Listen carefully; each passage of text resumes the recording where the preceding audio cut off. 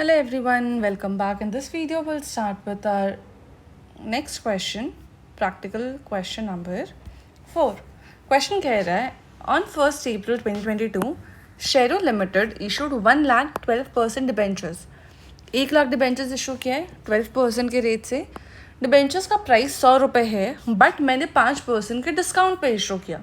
मतलब कि 100 रुपये पे 5% होता है मेरा 5 रुपये, तो मैंने 95 रुपीज़ पे इशू किया एंड 5 रुपीज़ का मेरा डिस्काउंट हो गया. Issue was over subscribe by 20,000 shares. ज़्यादा का सब्सक्रिप्शन आ गया, मतलब मुझे 20,000 ज़्यादा सब्सक्रिप्शन आया, मतलब 1,00,000 प्लस 20,000, 1,20,000 का मुझे सब्सक्रिप्शन आया. Who were refunded their money. ठीक है, मैंने इसमें से 20,000 जो एक्स्ट्रा आए थे सब्सक्रिप्शंस, उनको पैसे वापस कर दिए. Interest is paid annually on 31st March. ठीक है, you are required to prepare journal entries मुझे पास करना है at the time of issue of debentures. ठीक है, discount on issue of debentures account बनाना है, मतलब इसका मुझे लेजर अकाउंट बनाना है. Okay, and interest account and debenture holders account assuming TDS is deducted at the rate 10%. बहुत सिंपल है. सबसे पहले आप मुझे बताओ आपका डिबेंचर्स इशू, पहले हम लोग एंट्री करते हैं जर्नल एंट्री. ठीक है, आपका डिबेंचर्स इशू के टाइम पे क्या जर्नल एंट्री होगा. थोड़ा सा यहाँ पे मैं स्पेस क्लीन कर लेती हूँ ना.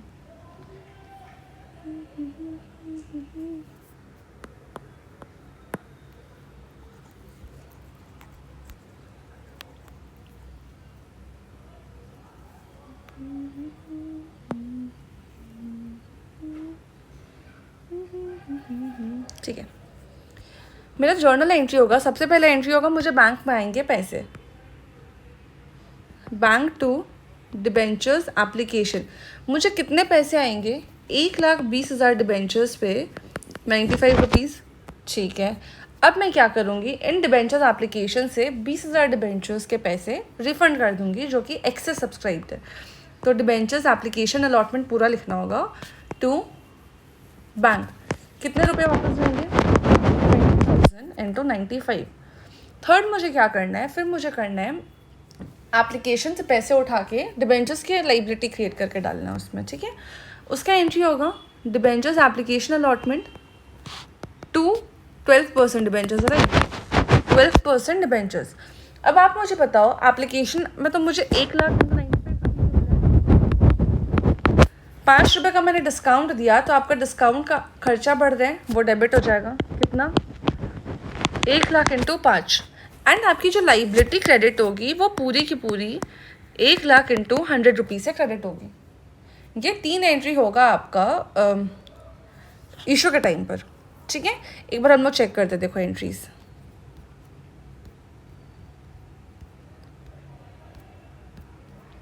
देखो, बैंक टू डिबेंचर एप्लीकेशन 1,20,000 पे मुझे 95 से मल्टीप्लाई करना था. ठीक है, मल्टीप्लाई करके चेक करना कितना अमाउंट होता है. एक बार अमाउंट मैच कर लेते हैं. 120 इंटू 95, 114. ठीक है, मैच कर रहे हैं. उसके बाद फिर हमने डिबेंचर एप्लीकेशन को डेबिट किया. 5,000 का मेरा डिस्काउंट था. इन्होंने क्या किया है ना, हमने जो 2 सेपरेट एंट्रीज किया था, कौन कौन सा, डिबेंचर एप्लीकेशन टू बैंक और जो एंट्री किया था उसको यहाँ कंबाइन करके दिखा दिया है. आपका इफेक्ट सेम ही होगा. ठीक है, ये आपका बैंक कितने से क्रेडिट हो रहा है, 20,000 इंटू 95. ठीक है, जर्नल एंट्री तो बहुत सिंपल सा था. हम लोगों ने सिर्फ ये वाली एंट्री को 2 एंट्री करके बाइफिकेट की थी. एक रिफंड का अलग किया था और एक ट्रांसफ़र टू डिबेंचर्स का एंट्री अलग किया था. इन्होंने वो दोनों एंट्री एक साथ कर दी है. That's it. ठीक है, इसके बाद हमें बनाना है discount on issue of debentures.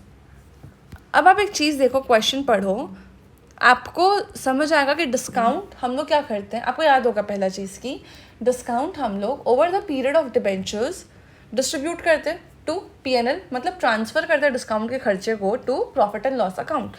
अब क्या कह रहे हैं, रिडेम्पशन मेरा दिया हुआ है 2027. ठीक है, 2022 को मैंने डिबेंचर्स इशू किया, मतलब मैंने 5 साल के लिए डिबेंचर्स इशू किया. ठीक है, कुछ अनइक्वल पेमेंट्स का कुछ बात कह नहीं रहा है, मतलब कि हम लोग इक्वली डिस्काउंट के एक्सपेंस को ट्रांसफ़र करेंगे to profit and loss account. ठीक है, हर साल कितना मेरा अमाउंट जाएगा, पहले आप देखो, हमारा डिस्काउंट का अमाउंट था 5 लाख रुपीज़. ठीक है, 5 लाख कहाँ से आया था? 1 लाख डिबेंचर्स मैंने इशू किया था 5 रुपये के डिस्काउंट पे, जिससे मुझे 5 लाख का डिस्काउंट का खर्चा आया। ठीक है, इस 5 लाख के खर्चे को मैं over the period of 5 years कहाँ ट्रांसफ़र करूँगी? प्रॉफिट एंड लॉस अकाउंट में। ठीक है, अब मुझे बनाना क्या है? मुझे बनाना है इसका लेजर अकाउंट। ठीक है, सबसे पहला डिस्काउंट का एंट्री क्या हुआ मेरा? ये जो जर्नल पे हमने किया, discount to 12% debentures 5 lakh rupees. ठीक है, तो देखो डिस्काउंट टू 12% डिबेंचर्स 5 लाख उन्होंने यहाँ पे डाल दिया। पूरे डिस्काउंट के अमाउंट को यहाँ पे एक बार में ट्रांसफ़र किया टू डिस्काउंट्स लेजर। ये मेरा ओपनिंग था। अब मैं हर साल ईयर एंड पे क्या करूँगी? मैं एंट्री करूँगी profit and loss to discount.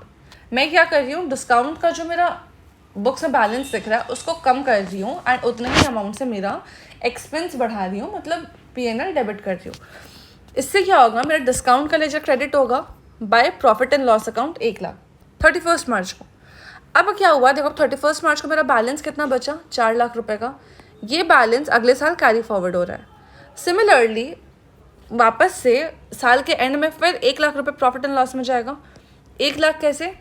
5 lakh divided by 5 हमने क्या था, मतलब ईयरली 1-1 लाख रुपए P&L में जाएगा। तो हर साल मेरा जर्नल एंट्री होगा P&L टू डिस्काउंट। तो हर साल आपका प्रॉफिट एंड लॉस में खर्चा बुक होते जाएगा with the amount of 1 lakh.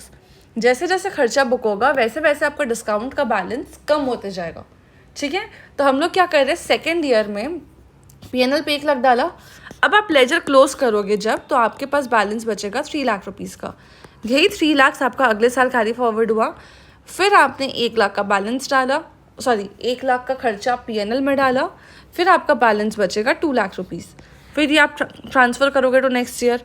फिर आप 1 लाख का P&L पे डालोगे, फिर आपका बैलेंस बचेगा, फिर वो लास्ट ईयर कैरी फॉरवर्ड हो जाएगा।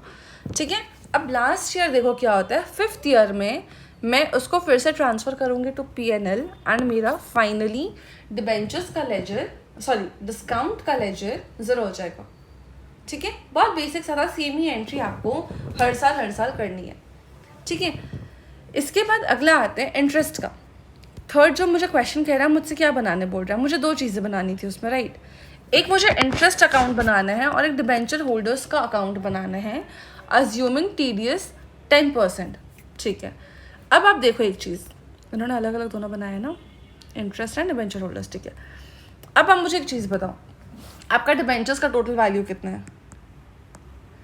1 lakh into 100 that is 1 CR। ठीक है, 1 करोड़ पे हर साल 12% का मुझे इंटरेस्ट देना है, मतलब कितना हो जाएगा? 12 लाख। हर साल 12 लाख का मेरा इंटरेस्ट का खर्चा बुक होगा। ठीक है, तो मेरी जर्नल एंट्री क्या होगी? Interest to debenture holders 12 lakh. और मैं क्या करूँगी? इस इंटरेस्ट के खर्चे को ट्रांसफ़र कर दूँगी टू P&L। ठीक है, तो मेरा एंट्री दूसरा एंट्री होगा P&L टू इंटरेस्ट 12 लाख।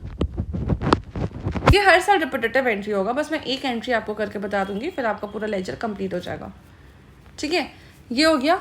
इसके बाद हम लोग क्या करेंगे? अब जो डिबेंचर होल्डर्स को मुझे 12 लाख रुपए देना है, तो इसको हम लोग सेटल करते हैं। डिबेंचर होल्डर्स हो जाएगा डेबिट विद 12 लाख रुपीज़। अब आप मुझे बताओ, आपको TDS डिडक्ट करना है 10%। 12 लाख का 10% होता है 1,20,000 रुपये। This is your liability. क्या नाम से लाइबिलिटी क्रिएट होगा? 1,20,000। एंड जो बाकी का 1,08,000 रुपये है, 10,08,000 जाएगा क्या? 10,80,000। हाँ ठीक है, ये जो 10,80 का बाकी का अमाउंट है, इसको आप कर दोगे बैंक में। हर साल आपको यही हो रहा है। क्या क्या एंट्रीज हो रही है? सबसे पहले सॉरी यार,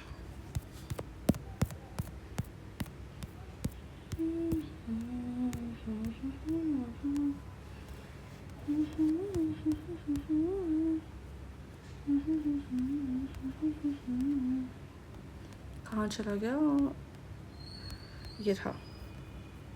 ठीक है, तो हम लोगों को हर साल 3 एंट्री करनी है। पहली एंट्री इंटरेस्ट का खर्चा बुक होगा, दूसरी एंट्री वो खर्चा मेरा P&L पे जाएगा, एंड तीसरी एंट्री वो इंटरेस्ट का हम लोग डिबेंचर होल्डर्स को पेमेंट करेंगे। पेमेंट में क्या क्या होगा, बैंक से 90% ऑफ द अमाउंट जाएगा एंड 10% का TDS का लाइबिलिटी क्रिएट होगा। ठीक है, अब आप देखो, आपको इंटरेस्ट का अकाउंट बनाना है। ठीक है, सबसे पहला चीज़, हर एंट्री साल के एंड में होगा 31 मार्च को। ठीक है, सबसे पहले आप एंट्री क्या करोगे, इंटरेस्ट टू डिबेंचर होल्डर्स, तो टू डिबेंचर होल्डर्स आपने डाल दिया 12 लाख रुपए। यही इंटरेस्ट आपका क्रेडिट होगा और PNL डेबिट हो जाएगा, तो हमने यहाँ पे बाय PNL करके 12 लाख डाल दिया। फिर अगले साल मेरा इंटरेस्ट में सेम एंट्री होगा, पहले इंटरेस्ट टू डिबेंचर होल्डर्स का ड्यू एंट्री होगा एंड वो PNL से खर्चा बुक हो जाएगा, क्रेडिट हो जाएगा। ठीक है, ऐसे ही करते करते आपके 5 साल में सेम ही एंट्रीज जाएंगी और वो पूरे के पूरे अमाउंट्स आपके प्रॉफिट एंड लॉस में ट्रांसफ़र हो जाएंगे। ठीक है, आपको लेजर पोस्टिंग समझ आ रहा है ना, कैसे हो रहा है, इंटरेस्ट टू डिबेंचर होल्डर्स का यहाँ पे कैसे इफेक्ट लिया, PNL टू इंटरेस्ट का कैसे इफेक्ट लिया, उतना मुझे लगता है समझ आने लगा होगा अच्छे से। ठीक है, उसके बाद अब अगर मैं बात करूँ डिबेंचर होल्डर्स की, तो डिबेंचर होल्डर्स के लिए हमारी पहली एंट्री क्या थी, देखो आप, इंटरेस्ट टू डिबेंचर होल्डर, ये एंट्री हमने किया था, इंटरेस्ट टू डिबेंचर होल्डर्स। हम लोग डिबेंचर होल्डर्स का लेजर बना रहे हैं, मतलब डिबेंचर होल्डर्स क्रेडिट हो रहे हैं तो क्रेडिट साइड दिखाएंगे।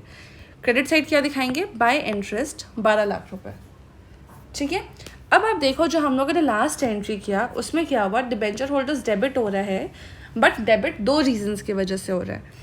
तो हम लोग डिबेंचर होल्डर्स के डेबिट साइड दिखाएंगे क्या, टू TDS पेबल 1,20,000 और to bank 10,80,000, to bank 10,80,000, to TDS payable 1,20,000 रुपये।